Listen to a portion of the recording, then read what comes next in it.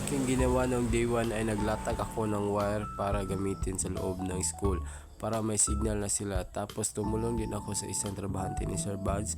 Hinawakan ko ang hagdan para hindi siya malaglag. Ang aking ginawa noong dito ay nilagay na namin yung wire na nilatag namin noong day 1 at kinabit namin sa loob para may signal na ang city na room.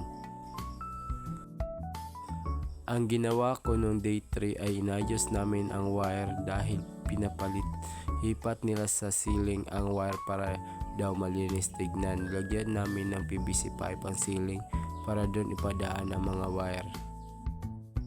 Ang ginawa ko noong day 4 ay ganun pa rin, same lang nung ginawa ko noong day 3. Inayos namin ang wire, tinanggal namin yung nilagyan dati ng wire para malinis tignan, tapos inayos namin yung breaker.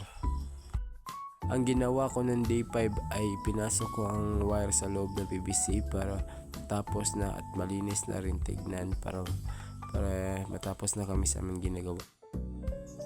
Ang ginawa ko noong day 6 ay ipinasok ko ang wire sa loob ng PVC pipe, tapos nagbahog kami ng PVC pipe para ilagay sa PVC pipe sa ceiling kasi hindi pa tapos.